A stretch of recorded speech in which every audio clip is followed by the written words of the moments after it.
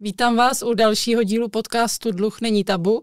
Já jsem Petra Jaroměřská a se mnou je tady Jana Tatýrková a Jana hned řekne, koho jsme si pozvali a o čem bude dnešní díl.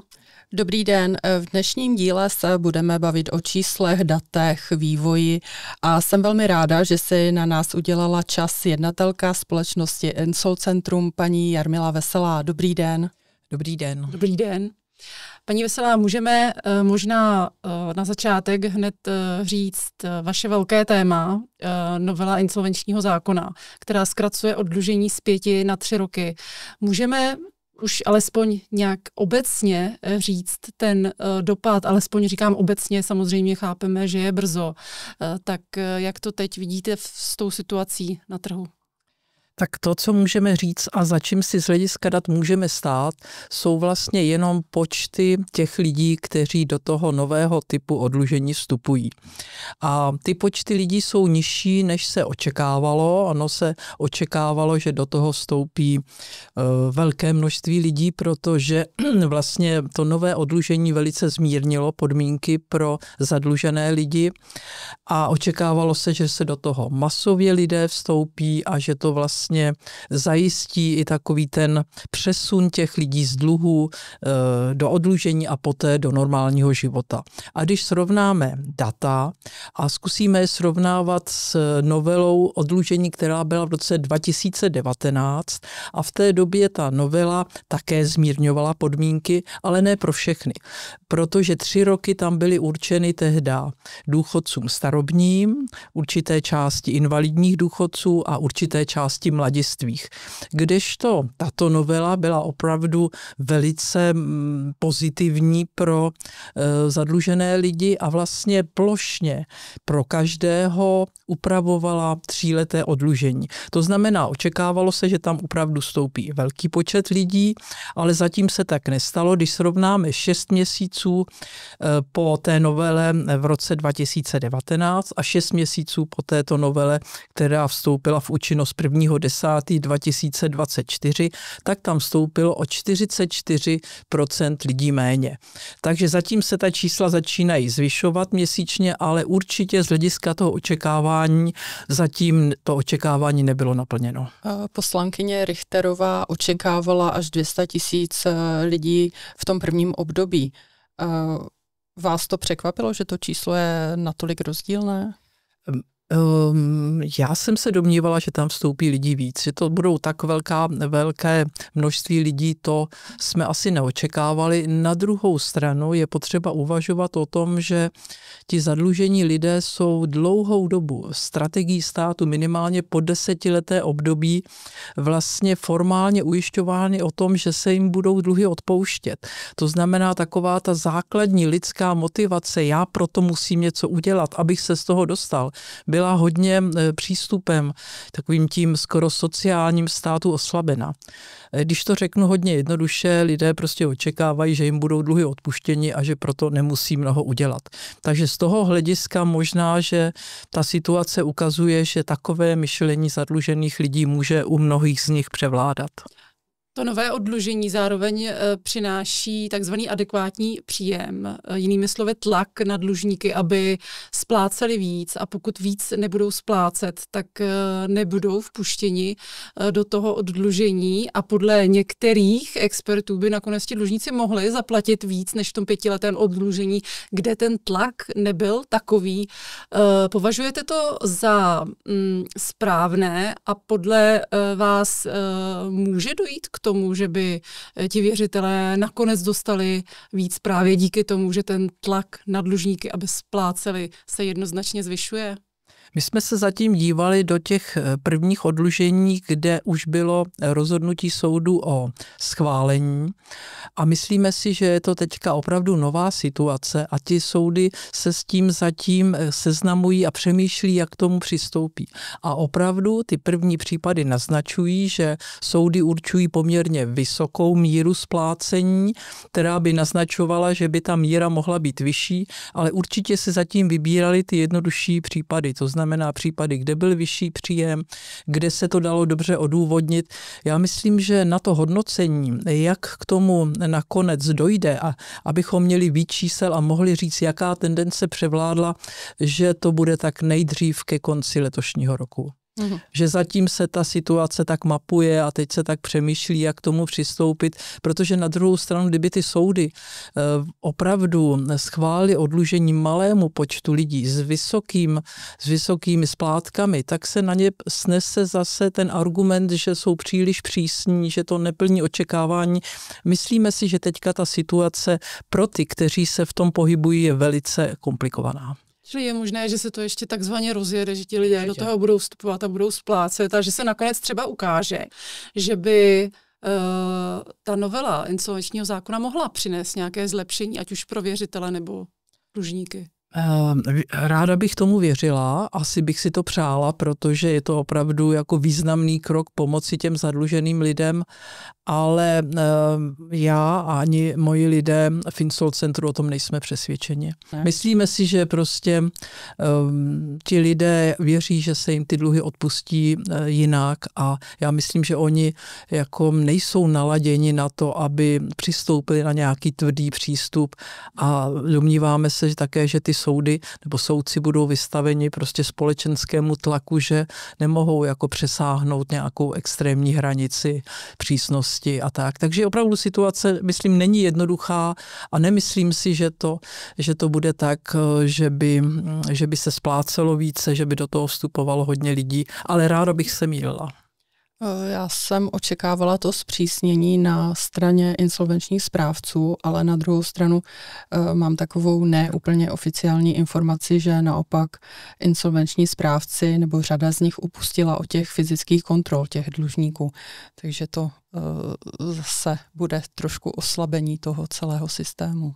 Ono to vám asi nemůžeme takto potvrdit. My teprve, když máme nějakou velkou sadu čísel, tak pak je komunikujeme, jak třeba se soudci, tak se správci. Ale těch čísel je tak málo, že zatím to je to poměrně komplikovaná záležitost. Musíte znát názory těch lidí a k tomu chceme přistoupit, až budeme mít větší datový soubor. Vaše společnost zpracovává veřejně dostupná data, která má kdokoliv k dispozici a proč to nedělá stát, když ty data má? To se asi neptejte, nás. Ono je to o tom, že já osobně jsem vlastně celý život v té branži dělala. A když jste na konci profesní kariéry, tak se prostě nemůžete dívat na to, že se rozhoduje bez toho, aniž by tady prostě validní data byla. Takže to byl ten moment a inspirace, proč jsme do toho šli, proč já do toho dávám své vlastní prostředky a proč si myslím, že bez toho se státu rozhoduje ohromně špatně a může to ublížit, ale nejenom věřitelům, může to ublížit i těm zadluženým lidem, protože tím, že se jim bude třeba hodně ustupovat, tím, že oni budou mít legitimní očekávání na to, že dluhy za ně vyřeší někdo jiný, tak je vlastně dostáváme do psychologické pasti. Oni pak nemůžeme po nich pak chtít, aby oni sami si uvědomili, že ta věc je na nich, že to je jejich rozhodování, jejich individuální odpovědnost. A obávám se, jestli jsme tím 10letým přístupem tyto lidi do této smyčky nedostali. Vašimi daty argumentuje řada poslanců, řada expertů a to jak v tom pozitivním smyslu, tak také čelíte velmi ostré kritice s tím, že se jedná o nepřesná data, může docházet k nějakým zkreslením. Já bych se chtěla zdat, jak vnímáte tu kritiku, nebo jak se vám pracuje s takovou kritikou? Tak ono, většinou se třeba objevují nějaké náznaky, asi ta největší kritika se objevila z úst poměrně významného dluhového experta, který mě na sociální síti nazval velice nelichotivými názvy jako taškářka, kejklířka, lhářka, mešuge. fanatický prostáček a čudla. A to asi bylo něco, co prostě by k tomu má člověk nechuť, tak asi musí s tím něco dělat, takže jsem podala žalobu na ochranu osobnosti a zatím teda rozhodl soud prvního stupně, oba jsme se odvolali a uvidíme, jak budou rozhodovat soudy dalších stupňů. Ono je to vlastně takový vztah práva na svobodu projevu a práva na ochranu osobnosti.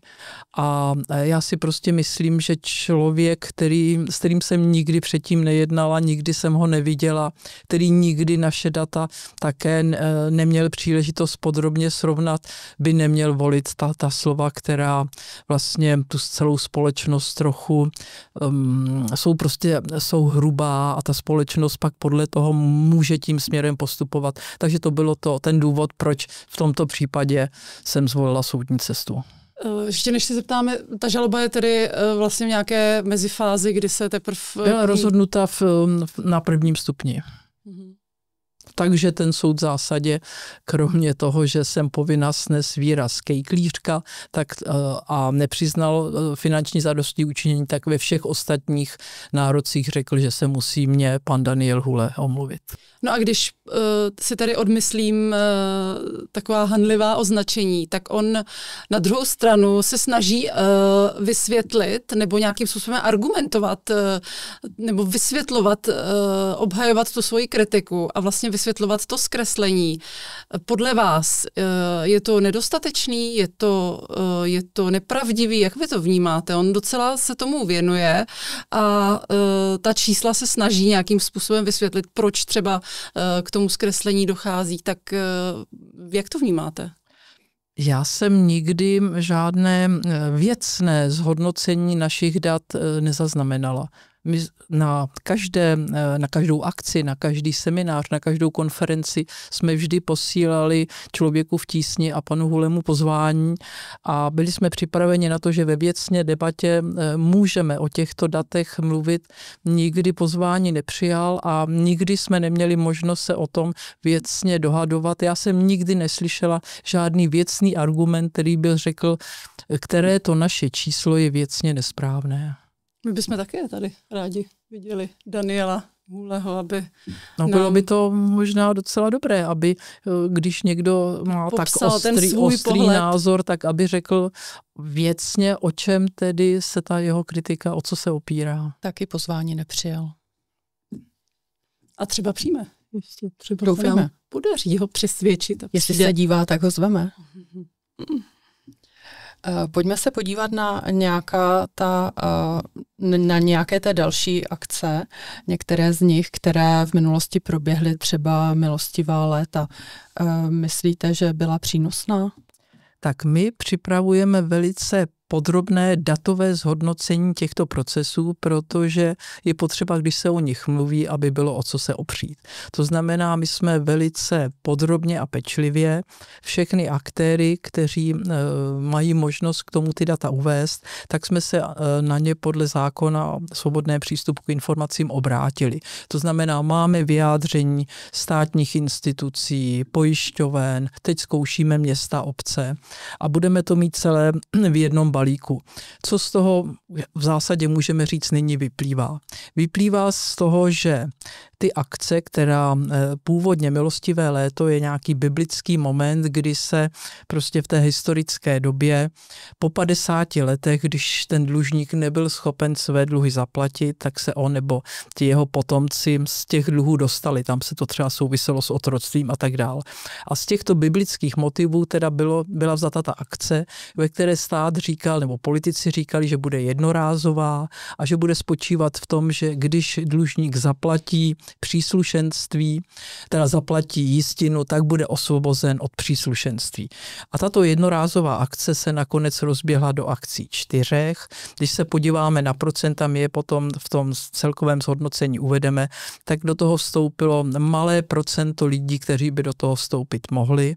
Takže ty výsledky jsou v zásadě velice mizivé. Stát tomu věnoval velkou pozornost, protože třeba ministr práce a sociálních věcí oslovil všechny zaměstnavatele, aby tomu procesu pomáhali, věnovali se tomu ve veřejnoprávních institucích, byly tím zahlceny i soudy. A výsledkem je, že ten počet zadlužených lidí se v zásadě vůbec nesnížil. Když se podíváte na tu křivku, tak jestli tady byly akce milostivého léta nebo nebyly, ta křivka počtu dlužníků se pravidelně snižuje bez ohledu na tyto akce. Tato akce má ještě určitou takovou, řekla bych, souvislost na právní vědomí lidí, protože najednou si začali uvědomovat, že ono je to vlastně tak, že jeden věřitel může předběhnout toho jiného, ono v exekucích byste měli platit na první exekuci, která byla, ne nikomu jinému. A tady najednou někdo mohl předběhnout.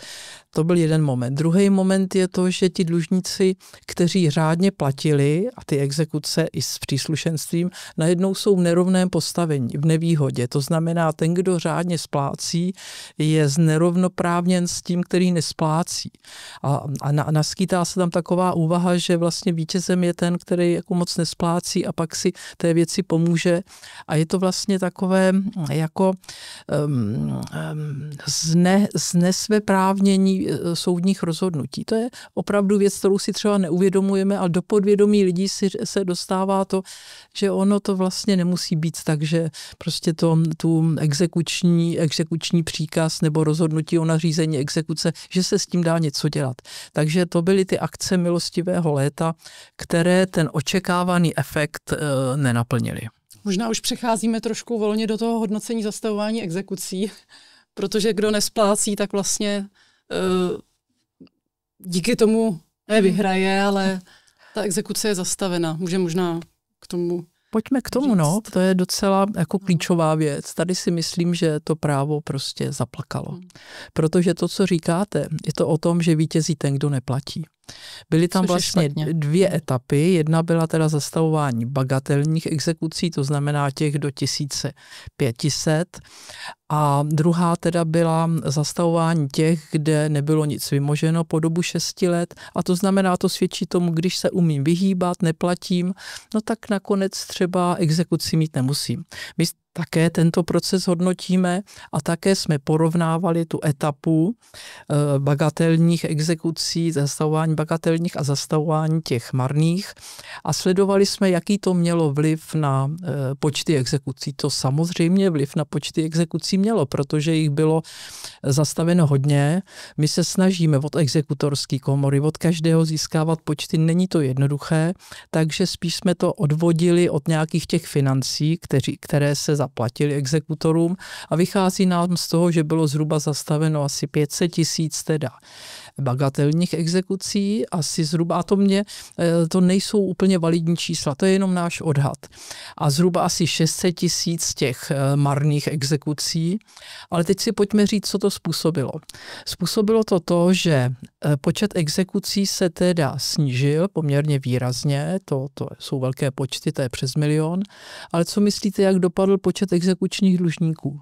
Ten se opět snižuje naprosto pravidelně, bez toho, jestli tato akce tady byla, nebo tato akce tady nebyla. Důsledkem je to, že ten, kdo měl třeba 9 exekucí, tak jich má třeba 8 nebo 7, ale pořád zůstává v tom balíku zadluženosti. A asi, co je poměrně hodně důležité, je to, kolik to stálo.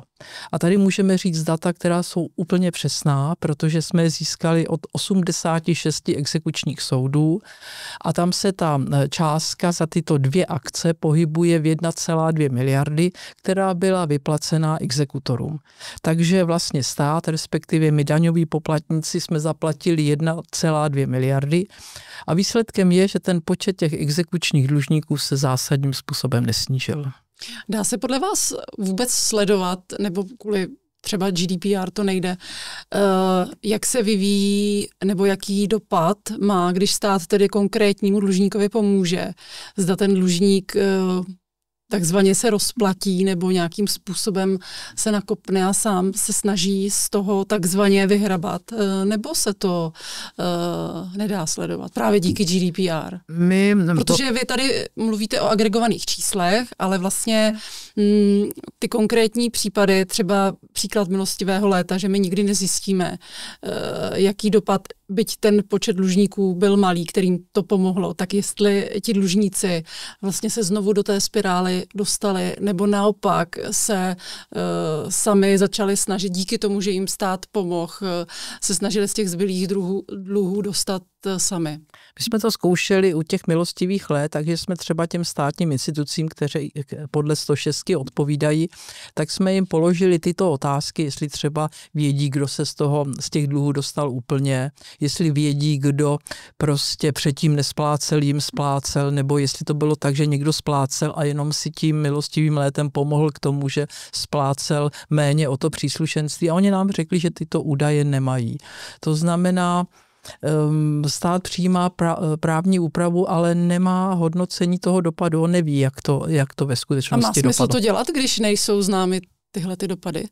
No to je to, oč tu běží, že to jako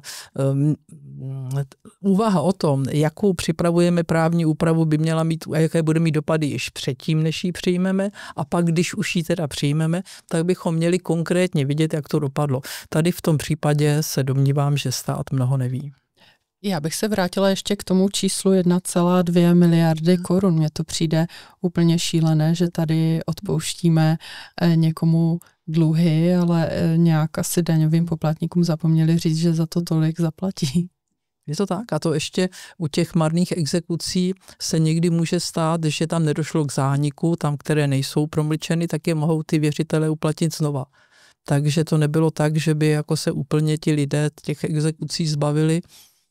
A v mnoha případech se tak opravdu děje, že ten věřitel podá znovu návrh na nařízení exekuce. A myslíte si, že v tomto případě to není tak, že třeba stát se snaží něco dělat, byť samozřejmě nemá ten aparát, nevyužívá dobře ta data, ale snaží se nějakým způsobem s tím něco dělat, tak není lepší alespoň něco, ptám se vlastně, jestli jak to vidíte, protože ta situace není jednoduchá, přece jenom ty dlužníci nejsou v dobré tam situaci. Určitě ty motivy jsou dané nějakou dobrou vírou, že to asi jo, ale teď se musí zhodnotit a k tomu pomůže ta novela oddlužení, že se ukáže, jestli to opravdu teda nějak ty lidi namotivovalo, anebo jestli to není typický demotivační efekt, který těm lidem řekne ne, tak to prostě dopadne jinak, oni mi to odpustí a nemusím dělat nic. A o tom bude ty výsledky novely oddlužení a to bude ten průbířský kámen, který ukáže, jestli ta strategie vůbec má nějaký smysl, anebo jestli je to strategie, která nesporně poškodí i ty zadlužené lidi. Taková strategie pokus omyl. Poměrně ale vážná strategie, protože ji děláme 10 let a teď se teda v roce asi 26, protože ten letošní rok ty data budou teprve nabíhat, nám ukáže, jestli jsme šli slepou cestou nebo ne, ale i k tomu asi ten život tak je, že i slepý cesty něco ukazují. Škoda, že se domníváme, že určitá část těch lidí už bude ztracená, protože když 10 let jako vám něco vychází, tak těžko můžete 11. rok úplně změnit myšlení a říct si, že jste to měl dělat jinak, to je ohromně těžká věc. Tím spíš, že to mohou sledovat děti těch zadlužených lidí nebo rodiny. Sledujete v těch datech i třeba ty dlužníky, co už se jednou oddlužili a jsou v oddlužení po druhé? Určitě. Máte to tam? Sledovali jsme, dokonce jsme ve spolupráci třeba s panem doktorem Zezulkou z Ministerstva spravedlnosti se na to dívali. Těch případů, který třeba byli 2krát oddluženi, ve své době jich bylo hodně málo, tak jsme se na ně dívali a k našemu překvapení tam ani nebyl zjištěný nějaký podvodný motiv. Spíš těm lidem došlo, že je to nějaká cesta, oni tím oddlužením prošli a protože tam třeba nebylo úplně všechno splněno, tak ty soudy jim nedali osvobození. A oni pochopili, že to cesta je a tak prostě vstoupili do druhého kola a z těch svých dluhů se dostali, takže tam jsme jako neviděli jsme v tom, ale bylo to malé množství případů, také ti lidé původně procházeli tím 5letým cyklem, takže něco pro to museli udělat, takže v tom malé množství případů to nebylo shledáno nějak jako špatně. Průměrná výše dluhů lidí v oddlužení podle krajů, které kraje jsou aktuálně na tom jako nejlépe a nejhůře? Mohla byste? A já se vás právě zeptám, teď mi řekněte, kde si myslíte, že bude prostě nejvyšší průměrný dluh těch lidí v kterém kraji? Praha. A vy? Já myslím, že možná střední Čechy ještě, ne? Bavíme se o nejvyšším... O průměru. Průměrný dluh, který jde do oddlužení. Ano. My jsme měli jsme možnost naprosto podrobně vyhodnotit asi 80 000 lidí, to znamená, to je velikánský vzorek a z toho teda, to je velký vzorek a tam ta výše těch dluhů je soudně potvrzena, to znamená, to není žádná anketa, to není nějaké šetření, to je, když to řeknu jako jednoduše, to je tutovka. A z této tutovky teda jsme udělali rozdělení na to, podle toho, kde ty lidé uvádí své bydliště, jaké jsou průměrné dluhy krajů. A je to tak, jak říká paní Tatýrková, že nejvyšší dluh mají Pražané a je to 2,5 milionu. A není to proto, že si také víc půjčují? No určitě, to o tom to je, ale... Protože mají vyšší příjmy, tak oni si víc půjčují. Určitě, je to také o tom, že... A mají i nejvyšší podíl splacení? A mají nejnižší podíl splacení. Nejnižší. Protože z toho velkého množství, tam se to pohybuje asi okolo 11%. A tam, kde je ten průměrný dluh, počítáme vážený průměr, ne aritmetický, tak tam, kde je ten dluh nejnižší, tak je to třeba Ústecký kraj. A tam ti lidé, to je 990 000, ty lidé z toho svého dluhu jsou schopni zaplatit 22%. Takže z hlediska poměru 2x více než ty lidé v Praze. A ono je potřeba se také podívat... A zase z té nižší částky se vlastně s nás zaplatí Určitě, o tom je ta řeč. A ono je to o tom, že my vlastně známe charakteristiky těch lidí. To znamená, my zhruba víme, kdo a jak má vysoké dluhy. A je to o tom, že samozřejmě vyšší dluhy mají muži. Mají to třeba muži v mladším věku. A myslíme si, že řešení toho, jak přistoupit tomuto problému, je to, že bychom měli umět ty zadlužené lidi diferencovat.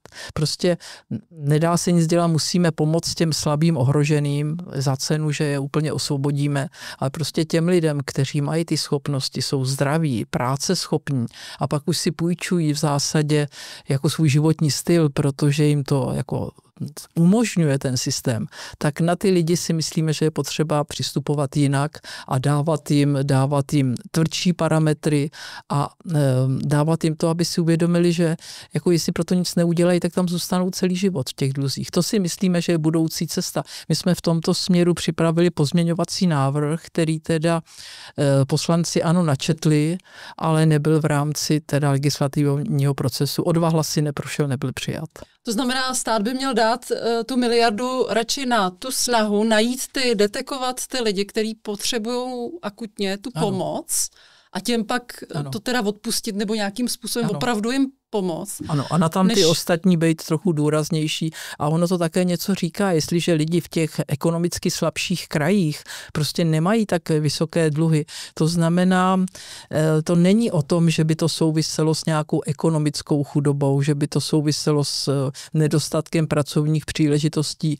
19% těch dlužníků v tom oddlužení hodnotově tvořilo 67% všech dluhů. A tady mluvíme o miliardách. To množství, toho objem těch peněz byl zhruba v tom našem modelu na základě těch 80 000 dopočítán pro všechny ty lidi v oddlužení, kterých bylo v té době, myslím, asi ke 100 000. Tak těch 19% lidí mělo 67% z těch 131 miliard. Tam je ten problém. Na to je potřeba napřít pozornost. S těma lidma jednat trochu jinak, než prostě, když je někdo opravdu handicapovaný, tak no co s ním uděláme, že jo? Tak mu asi musíme pomoct, ale tam ty musíme inspirovat k tomu, že jako nebudou čekat. Že nebylo by to ještě dražší? Vlastně on by stát musel vyloženě detekovat konkrétní případ, musel by někdo, třeba insolvenční správce, vlastně zjišťovat podrobné informace, jestli ten dotyčný, který je nebo chce do oddlužení, jestli nemá nějakou práci na černo. Dá se to, nebylo by to třeba 10krát dražší? My jsme to přemýšleli ohromně jednoduše. My jsme říkali, tak ať je to kritérium jasné, tak prostě zvýhodněme lidi, kteří mají malé dluhy a jsou schopni více splácet, ať tam jsou 3 roky. A ti, co mají nad medián, ten byl 620 000, protože do toho mediánu je půlka těch lidí, takže vlastně tím by se splnilo vládní prohlášení, že insolvence za 3 roky, bylo by to pro většinu, a ty, co by byli mezi mediánem a průměrem, no tak by tam byly 4 roky, a ty, co opravdu mají dluhy vysoké, nad ten 1 350 000 a z nichž převahu tvoří muži, no tak ať jsou tam 5 let. To by jsem chtěla prosadit i hnutí ANO, tohleto, že myslím posla paní to byl ten náš návrh, který oni předložili, ano. Ale to neprošlo. A hlavně tam byla taková ještě jako taková jakoby jistotka, která říkala, a zadlužený člověče, budeš mít teďka 5 let na to, aby i když máš vysoké dluhy, aby si mohl do oddlužení vstoupit. Ale jestli to neuděláš, tak už pak tu možnost mít nebudeš. A to by byla ta motivace, aby těm lidem došlo, že to je na nich, že proto musí něco udělat. Tak to byly ty naše návrhy, kteří teda neprošly v tom. Jako buď teď, nebo nikdy. Tak. Jako motivace prostě udělejte pro to něco. Ano, stát vám pomůže, protože v tom modelu, který máme, nebo v těch číslech, které jsme získali, tak z toho vyplývá, že ti lidé zaplatí 18%. Ten zbytek nějakým způsobem zaplatíme my všichni. Třeba ve stavu státu státa má 15% pohledávek. To zaplatíme, to prostě stát musí fungovat. A to už je jako velké břemeno. Takže hodně těm lidem pomáháme, ale jestli jim nedokážeme dát do jejich vědomí, že ta pomoc není nějakým způsobem omezená, že nebude navždy a nebudeme jim půjčovat pořád, nebo za ně to platit pořád, tak si myslíme, že třeba z té cesty nevyjdeme. Tak to byly ty naše úvahy, jak tomu procesu pomoct. Já jenom teď, abych to nějak zesumarizovala ta čísla, že tady házíme různé cifry, tak jenom to původní oddlužení do toho roku 2019, tam ta úspěšnost byla, pokud si to dobře pamatuju, těch 56%. Od toho roku 2019 do loňského roku bylo těch 18%. A teď mluvíme o míře uspokojení věřitelů. Ano. A teď jsme odhadovali, že se to bude pohybovat po 10%. Určitě ty případy, na které jsme se teďka dívali, kde už soudy řekli, co by si představovali, aby ty lidé platili, tak ta míra uspokojení je vyšší, ale uvidíme, jaký bude vývoj, protože samozřejmě ty soudy teďka, aby to všechno ustáli, tak si vybírali ty zadlužené lidi, kteří mají prostě lepší situaci. Uvidíme, jak se to bude vyvíjet. Ale ta skutečnost, že jejich výše dluhu se od toho roku 2019 prostě zvýšila, ty nezajištěné pohledávky tehdy, myslím, tvořily asi 540 000 ten průměrný dluh a najednou to bylo 1 350 000, to je velký skok. Takže je vidět, že ti lidé prostě si půjčovali dál, to není, že někdo má nějaký problém a teď si s ním neví rady.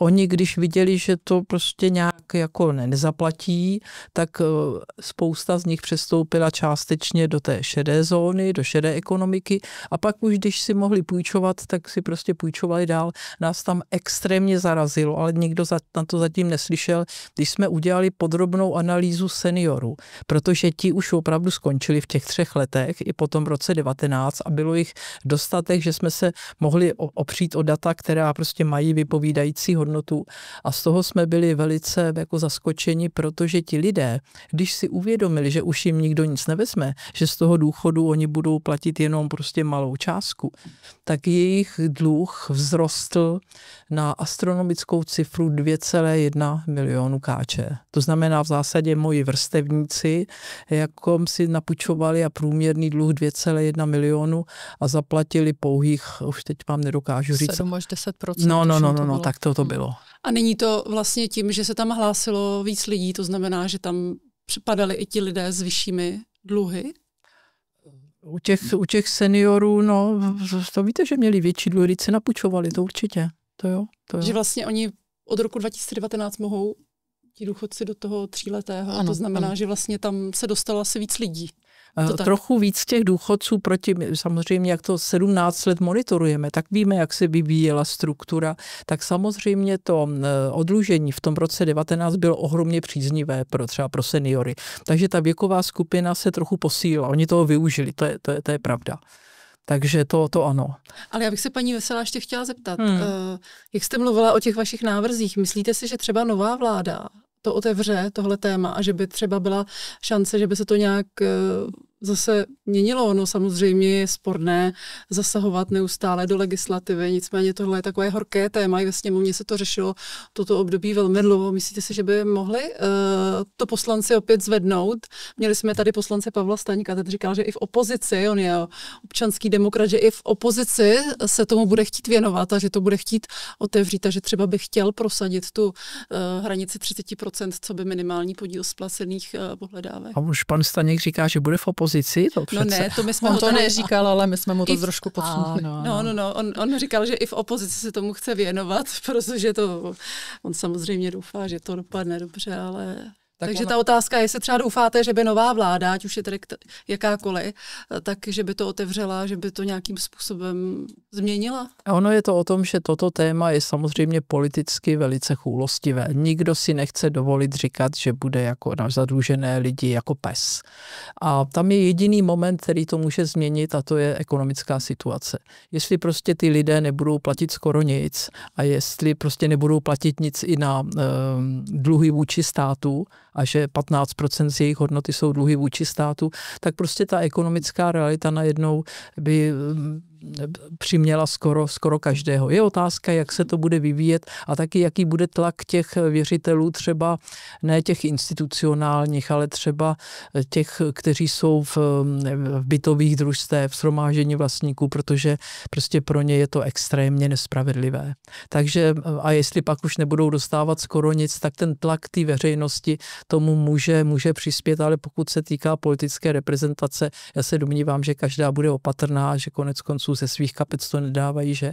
Takže jako budou mít zájem na tom, aby se pořád jako uvolňovalo. Až prostě je to tak, a to je asi běžné jako všude, že se řeší teprve hořáky, když je problém, že jo? To může odborná veřejnost říkala, že si myslí, že to není správné řadu let a nikdo ji nenaslouchal, takže až bude nějaký malér, tak si myslím, že se to může stát. Vy jste taková skeptická ohledně toho. Možná je to ta životní zkušenost, že? Nenapadá mě nic pozitivního na závěr. Dáme nějaký odhad, že by paní Veselá mohla vlastně zkusit odhadnout, kolik se odluží, splatí. Vyberte si třeba nějaký výhled. Že byste nám dala nějaký výhled, jak by to mohlo vypadat, třeba to odlužení. Tak. Kolik by se splatil? Můžeme se k tomu pak třeba za rok, za dva Já bych vrátit, do toho ruku do ohně nedala, ale myslím si, že se to trochu rozjede, protože přece jenom jsou to 3 roky. Myslím si a nezávidím to těm soudům, že budou muset trochu ubrat z toho, aby prostě spravedlivě na ty lidi a festovně tlačili. Takže si myslím, že tam nějaký vstup do toho bude. Pokud se týká té výše těch dluhů, my nevíme, kolik dluhů bylo odpuštěno, respektive kolik bylo vyvlastněno, takže možná, že i ta hodnota těch dluhů bude trochu nižší, těch, kteří tam vstupují. Takže já si myslím, že nějakým způsobem to bude fungovat, ale že to nebude žádný velký úspěch té novely oddlužení. Tak děkujeme, že jste přijala pozvání. Díky moc. Já děkuji, že se tomu věnujete. Ono je to problém, který se netýká tady nás 3. On se týká každého občana v této republice, protože ten, kdo nezaplatí daně, ten, kdo nezaplatí nedoplatky v obcích, městech, tak za něj to musíme platit my všichni. Takže není to jenom malé téma, je to téma velké a je to téma, které se vlastně týká skoro bilionu korun, protože ti lidé, kteří stojí předtím, tak určitě 750 milionů korun dluží a jestli je nezaplatí, no tak to nějakým způsobem může být znát. Takže děkuji, že se tomuto věnujete. My děkujeme. My děkujeme za návštěvu. A vám děkujeme, že jste se dívali. Další díl už brzy. Mějte se hezky a nezapomeňte, dluh není tabu.